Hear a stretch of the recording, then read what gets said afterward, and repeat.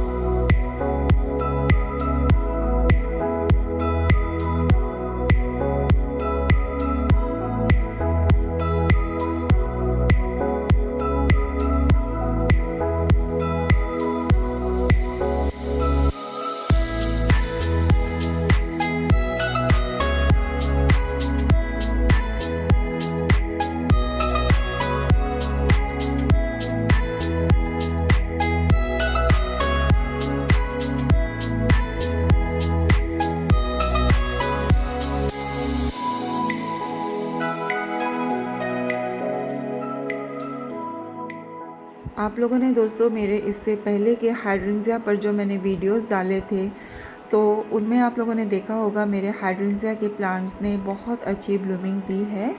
तो last year से भी ज़्यादा इस बार बहुत अच्छी इनकी ग्रोथ भी हुई है और बहुत सारे फ्लावर्स बंचेस में आए हैं। तो इसके ऊपर मैंने बहुत सारी केयरिंग टिप्स और किस तरह से मैंने कटिंग से ग्रो किया है, इसके ऊपर भी मैंने वीडियो डाली है। तो अगर आप लोग चाहें तो उन वीडियोस को चेक भी कर सकते हैं। तो फ़िलहाल अभी मेरे हाइड्रेंजिया इस स्टेज पे हैं। बहुत सारे फ्लावर्स अभी सूखने गए हैं, तो इनको हटाना बहुत ज़रूरी है ताकि दूसरे जो फ्लावर्स आ रहे हैं ब्रांचेस में, इस तरह से उनको अच्छे से एनर्जी मिल सके ताकि वो अच्छे से ब्लूम हो सके। तो इन प्लांट्स के ऊपर काम करने के पहले तो मैं आप लोगों को अपने हाइड्रेंजिया के ब्लूम्स को दिखाना चाहूँगी। जिन दोस्तों ने पहले नहीं देखा तो इस बार ज़रूर देख लें।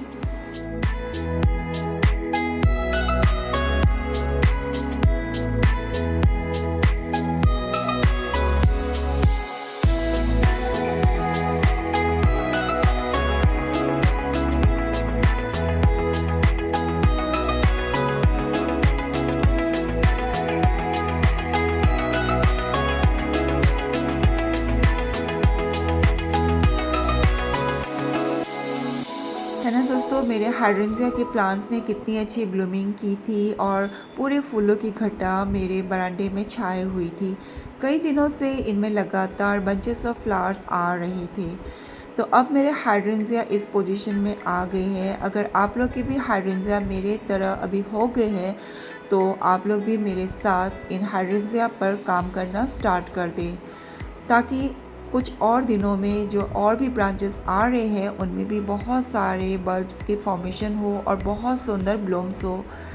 दोस्तों, हाइड्रेंजिया एक ऐसा परमानेंट फ्लावरिंग प्लांट है जो पूरे गर्मी में ये फ्लावर देता है और इसे तेज़ धूप की भी ज़रूरत नहीं होती है। मेरे लिए वरांडे में बैठकर वर्क करना बहुत ही मुश्किल हो जाता है, इसलिए मैं कुछ सिलेक्टेड पॉट जिनकी ये बंचेस ड्राई हो रहे हैं उनको हटाने के लिए मैं ग्राउंड में लेकर आ गई हूँ। दोस्तों, हमें इन बातों का ख्याल रखना है। अगर आप लोगों ने इनमें फिर से ब्लूम चाहिए, जो कि हमारे बहुत सारे ऐसे ब्रांचेस रेडी हो रहे हैं जिनमें अभी बड की फॉर्मेशन होने स्टार्ट होंगी, क्योंकि अभी पूरी गर्मी का सीज़न ये फ्लावर देगा। तो जब भी आप इन बंचेस को हटाएं तो इतना ध्यान रखना है कि नोट पार्ट के जस्ट ऊपर से कट करना है। तो इस बात को अगर आप ध्यान रखेंगे तो जहाँ से आप उनको कट कर रहे हैं उस नोट से फिर से 2 ब्रांचेस डेवलप होंगी और उन 2 ब्रांचेस में फिर से बर्ड्स की फॉर्मेशन होगी। इसीलिए ये काम बहुत ही ज़रूरी है। अगर आप लोग के भी हाइड्रेंजिया के प्लांट्स मेरी तरह इस पोजीशन में आ गए हैं, तो मैं सभी बंचेस को हटा रही हूँ। सभी नहीं, जो भी मुझे ड्राई दिख रहे हैं, क्योंकि अगर हम इनको ऐसे ही पड़े रहने देंगे और ये अपने आप नहीं झड़ते हैं, इनको पूरी तरह से ड्राई होने में और 20 to 30 डेज़ लग जाएंगे। जब तक ये ड्राई होकर पूरे सूख जाएंगे तो पूरी एनर्जी ये लेते रहेगा। तो इस तरह से मैं हटाऊंगी ताकि जो साइड के जो ब्रांचेस डेवलप हो रहे हैं उनको फुल एनर्जी मिले और उनकी ग्रोथ भी अच्छे से हो जाए। जैसे कि आप लोग को पता है, मेरे सारे जितने भी ये हाइड्रेंजिया के प्लांट्स है बहुत ही छोटे छोटे मैंने पॉट्स देके रखे हुए हैं, फिर भी बहुत अच्छे से ब्लूम होती है। इसका कारण ये है कि दोस्तों, मैं साल में इनकी 2 बार रूट प्रूनिंग करती हूँ। रूट प्रूनिंग से ये फ़ायदा होता है कि उसके जो जड़ें हैं और भी फैलने के लिए उनको और स्पेस मिल जाता है और हमारे प्लांट की बहुत अच्छी ग्रोथ भी होने स्टार्ट हो जाती है।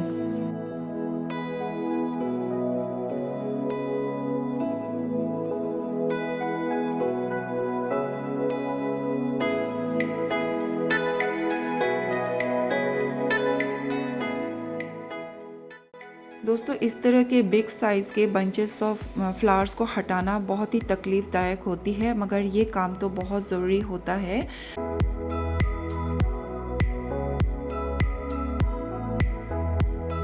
फ्लावर्स को कट करने के बाद अब बारी आती है इनमें फर्टिलाइज़र प्रोवाइड करना। मैंने अपने हर गमलों के हिसाब से एक अमाउंट मैंने रेडी किया है। तो सबसे पहले देखिए, ये छोटे छोटे दाने वाले ये सीवीड ग्रेन्यूल्स की फर्टिलाइज़र है, ऑर्गेनिक है। अगर आप अपने एक गमले में सीवीड डालना चाहते हैं तो 1 टीस्पून के हिसाब से हर गमले में आप प्रोवाइड कर सकते हैं। तो इनके लिए इतना ही काफ़ी रहता है। और थोड़ी बहुत नीम खली को भी यूज़ किया है। उसके बाद मैंने वर्मी कंपोस्ट को लिया है, क्योंकि वर्मी कंपोस्ट जड़ों को बहुत ही ठंडक पैदा करता है।